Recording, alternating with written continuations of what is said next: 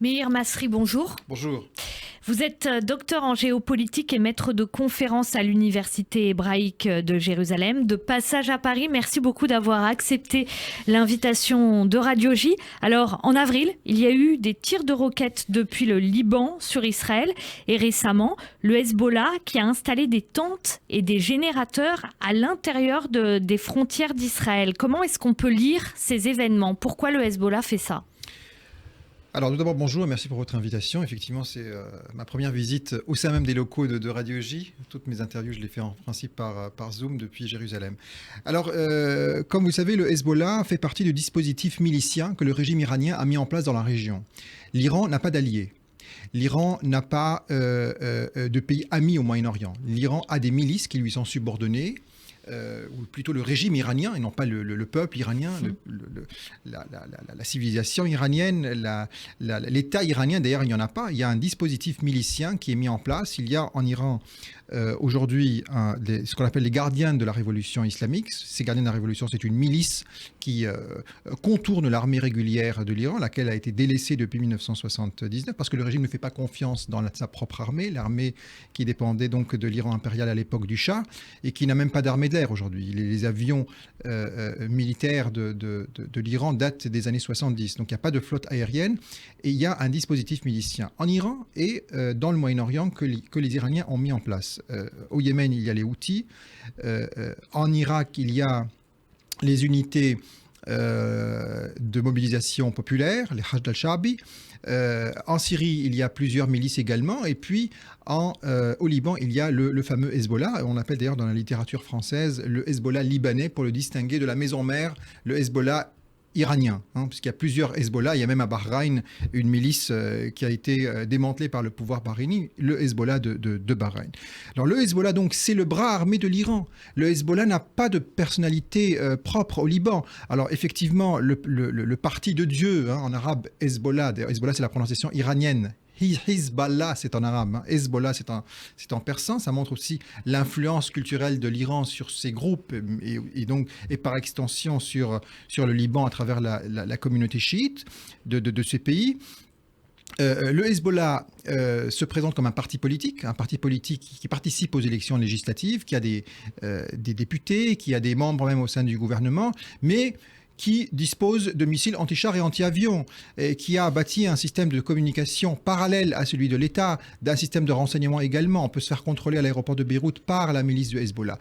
La principale ressource de légitimité du Hezbollah, c'est la guerre avec Israël, c'est le conflit avec Israël. Donc le Hezbollah a intérêt à entretenir ce conflit parce que le Hezbollah participe à la guerre civile en Syrie aux côtés du régime de Bachar el-Assad, sur ordre de Téhéran. Il participe également au Yémen, à Bahreïn et dans d'autres pays du Moyen-Orient et même en Irak dans une série de guerres civiles et de conflits armés. Donc tout ça n'a absolument rien à voir avec sa raison d'être qui figure sur sa charte, à savoir, entre guillemets, la résistance à Israël. Donc de temps en temps, il faut bien créer des tensions avec Israël, chercher les prétextes. Il ne faut pas non plus que le niveau de tension soit trop élevé, parce que le Hezbollah ne veut pas entrer en guerre avec Israël. Les Iraniens ne voudraient pas sacrifier le Hezbollah dans une confrontation armée incalculé avec Israël. Le Hezbollah a tout à gagner en restant dans la situation actuelle. Le Hezbollah est là pour maintenir une tension, c'est ça? Pour maintenir une tension. Il ne faut pas que ce soit pas trop bas, parce que c'est sa ressource principale de légitimité. Il ne faut pas non plus que ce soit trop haut, parce que l'État libanais aujourd'hui est aux mains du Hezbollah, est pris en otage par le Hezbollah. Le Hezbollah ne va pas sacrifier tout ce qui s'est accaparé durant les dernières années ou les 2 dernières décennies, si j'ose dire, pour une guerre sans aucun intérêt pour le Hezbollah et pour l'Iran. Est-ce que le Hezbollah, on l'a compris, est là par rapport... ce qu'il entretient, c'est le conflit avec Israël. Ce qu'il entretient aussi, est-ce que c'est pas une situation politique intérieure libanaise qui est très chaotique? Alors, il y a ça aussi, parce que le Hezbollah, depuis déjà une quinzaine d'années, si ce n'est 20 ans, est aujourd'hui la pièce maîtresse de la vie politique libanaise et bloque toute mesure consistant à soutenir, à appuyer l'État libanais. Il y a eu des projets, notamment saoudiens, d'achat d'armes à la France pour l'armée régulière du Liban, et tout cela a été bloqué par qui? Par le Hezbollah. en disant que c'était une ingérence étrangère. Inacceptable. Quelle ingérence étrangère? C'est l'armée régulière. Ce ne sont pas des partis politiques. Alors que lui-même est financé par un État étranger, à savoir l'Iran. Donc, tout cela illustre l'absurdité de la chose. Mais pour tout ça, il faut comprendre comment fonctionne le Liban.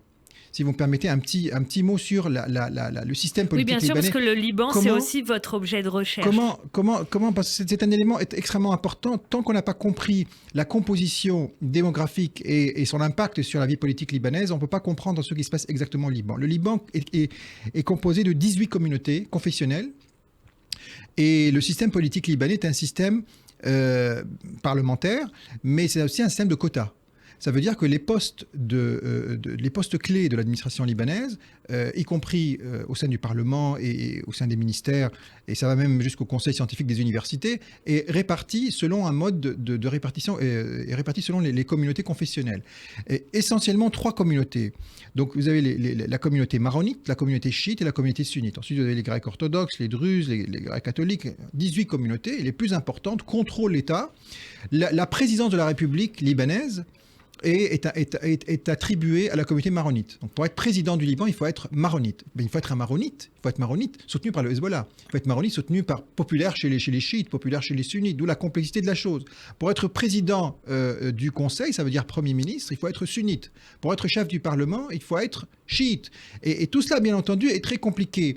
Les chiites ont très peu de prérogatives.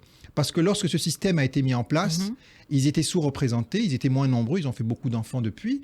Ils prétendent également qu'à l'époque, vivant dans les régions périphériques du Liban, eh bien, ils n'ont pas été recensés.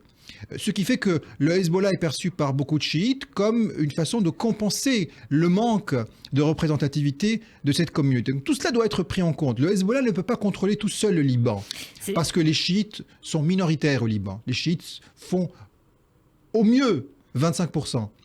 Et pourtant, c'est les élus du Hezbollah, parce que ce qu'on oublie souvent quand on parle de ça, on parle effectivement, comme on est sur Radio J, on parle du Hezbollah, groupe terroriste, mais ce groupe terroriste, il a aussi des élus au Parlement à Beyrouth, et c'est eux qui bloquent en ce moment l'élection d'un président. Pourquoi ils font ça ?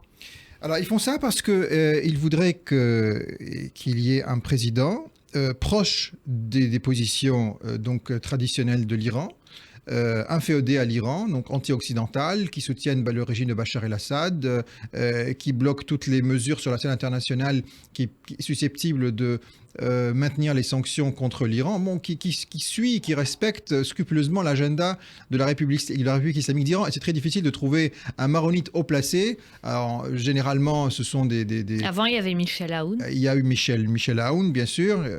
Et donc, voilà, c'est difficile de trouver un président qui fasse consensus, qui plaise à la fois aux maronites, parce que c'est quand même le représentant de la communauté maronite au sommet de la pyramide politique du Liban, mais également à ce que le Hezbollah appelle le front de la résistance. Le front de résistance, ça veut dire en réalité le front iranien.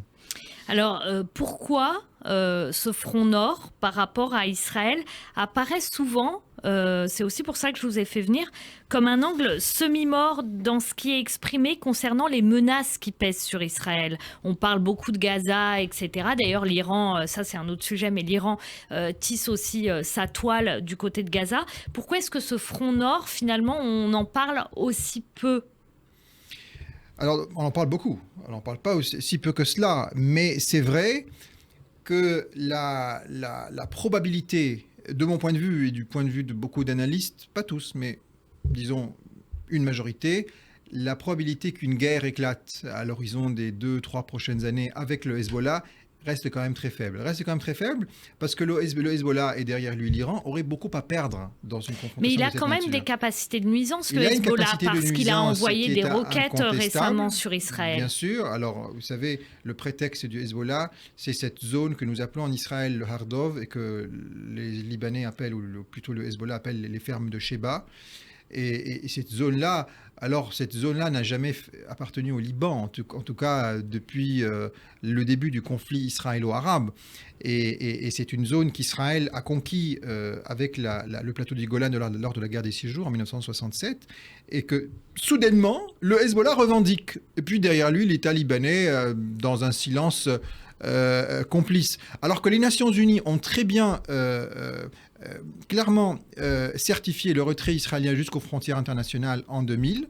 Et du coup, ce qui fait que du point de vue israélien et du point de vue des Nations Unies, donc du droit international, Israël n'occupe pas un territoire libanais. Et ce prétexte est en permanence instrumentalisé par le Hezbollah et ses alliés au Liban pour alimenter les tensions, alimenter le conflit. Et c'est ce qui explique pourquoi des habitants du Sud ont planté quelques tentes il y a quelques semaines.